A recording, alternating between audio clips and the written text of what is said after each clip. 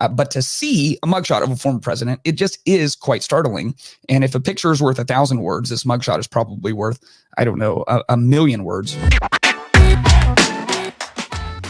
The shot heard around the world is a phrase that refers to the opening shot of the battles of Lexington and Concord on April 19th, 1775.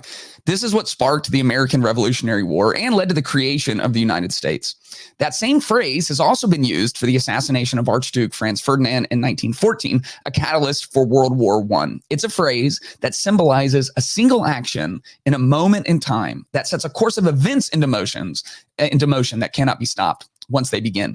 In 2023, we now have the mugshot heard around the world. Former president and current leader of the opposition party, Donald Trump, has been indicted for the fourth time. And with the publishing of his mugshot, the world can no longer ignore the fact that things have changed. A single action in a moment of time that sets a course of events into motion that cannot be stopped once they begin. The mugshot heard around the world.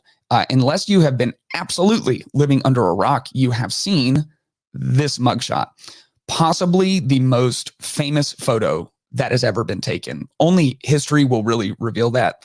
But this will go down as one of the most trafficked images that has ever existed.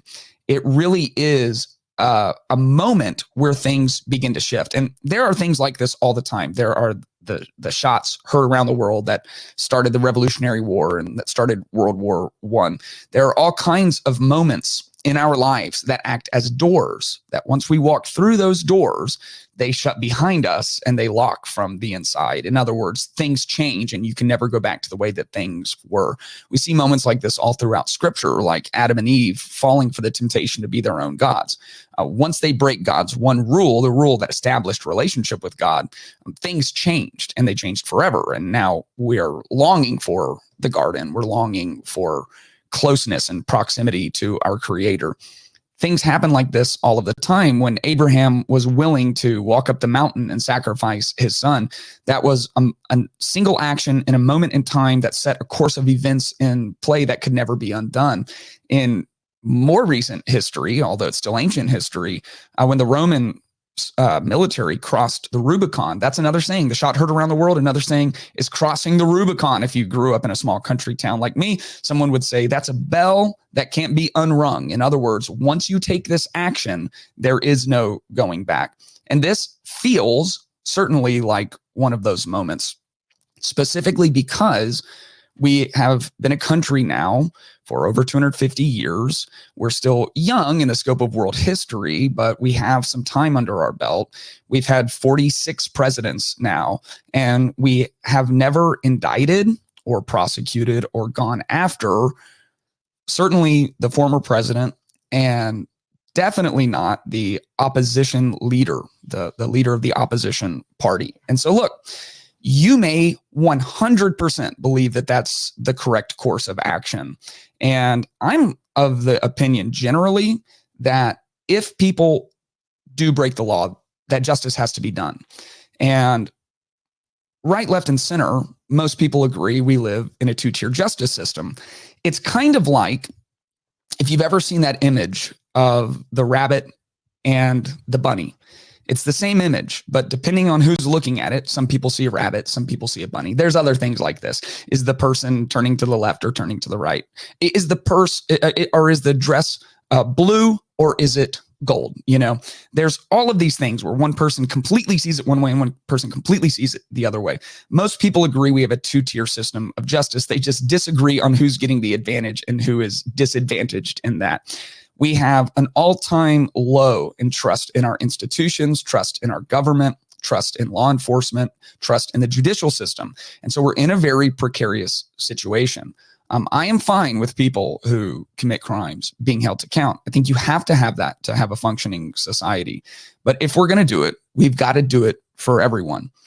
What we have are 4 indictments now, all of which are hotly contested, hotly debated. These are somewhat subjective cases.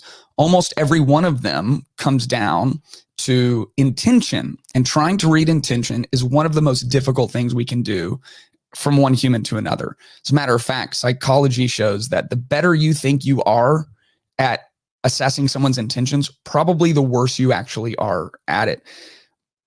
All of this is not new in the scope of world history. In the scope of world history, you see people consolidating power by prosecuting, indicting, imprisoning the political opposition all of the time. This is actually very, very common all throughout history. It just is typical of banana republics and third world, dictatorships and things that we have always prided ourselves on not being a part of. The Attorney General, who is, part of who keeps the law and order in our country, tweeted out a couple of weeks ago about how he just unilaterally stands against countries imprisoning people for political means, imprisoning people who are in opposition to the government. And most people think who he's actually talking about is Alexei Navalny, who is a famous YouTuber. He's a famous Russian who opposes Putin and Putin's entire regime. And he has been imprisoned, and he's been held in prison for a long time. And he was poisoned once. And, that's what we think happens over there, not here, but over there. However, if you were to listen to, and you probably shouldn't, but if you were to listen to Putin and to his media, what they would say is that this guy has been legitimately indicted. He's actually been indicted on 4 different accounts on 4 different occasions. In 2013, he was convicted of embezzlement. He was accused of embezzling funds from a state-owned timber company. In a separate case, he was accused of defrauding a French cosmetics company. He faced multiple charges of slander and insult for his critical statements about Russian officials and politicians. And the last charge was for an alleged violation of parole related back to the 2014 embezzlement conviction. And who knows, man? I'm not over there. I don't know the details on all of that.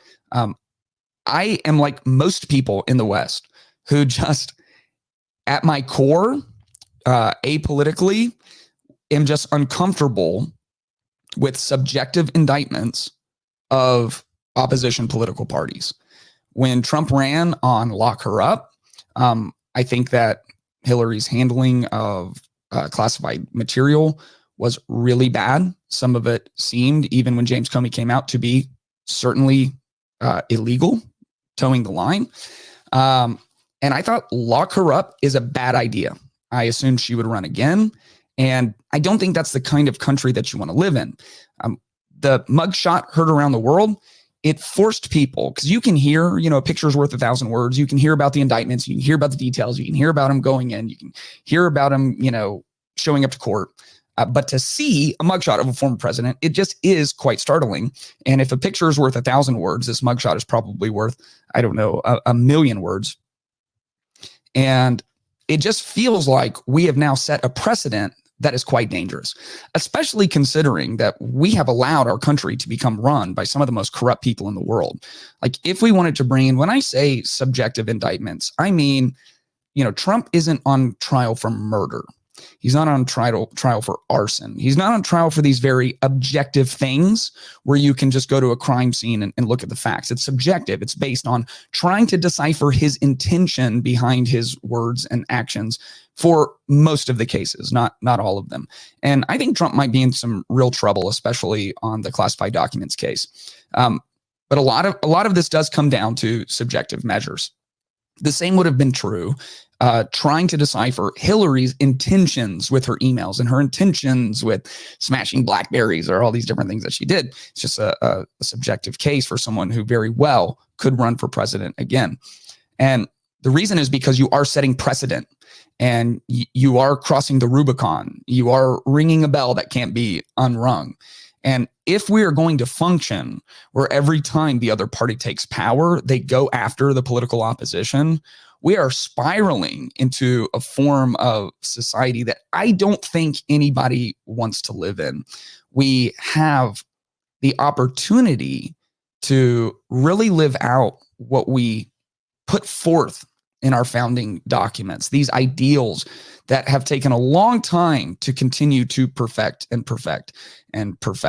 But this prosecution has changed our political system in ways that I don't think we can possibly understand right now. I I worry about what this means in the long run.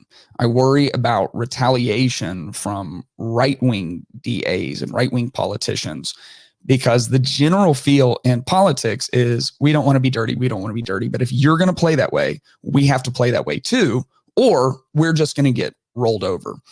And decisions have real consequences. So maybe you completely think this is deserved. I have a totally wrong read on this.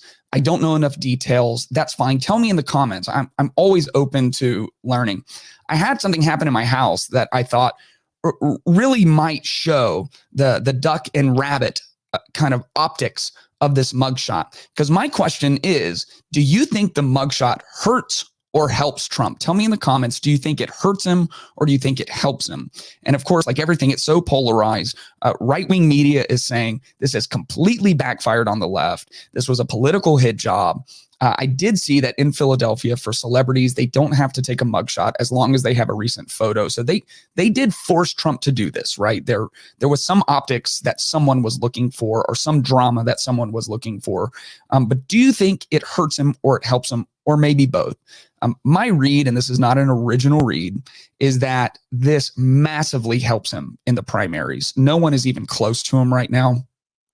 He raised like over $7 million when he released this. So it's catalyzing people to his cause. And I do think it's a high bar for many people in the country to pass. And you can see this statistically.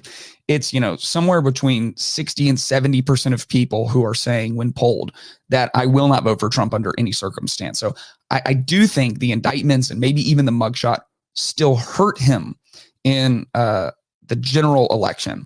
I think that's going to be a high bar. Now, there's a lot that can happen, and it's very hard to forecast. And I'm not a political forecaster. I wonder if you think it hurts him or helps him. We are seeing anecdotally that some people are seeing this who are even on the left or who didn't vote for Trump in 2020, who do feel very uncomfortable with the photo evidence, a picture's worth 1,000 words, of what we're currently in process of doing here.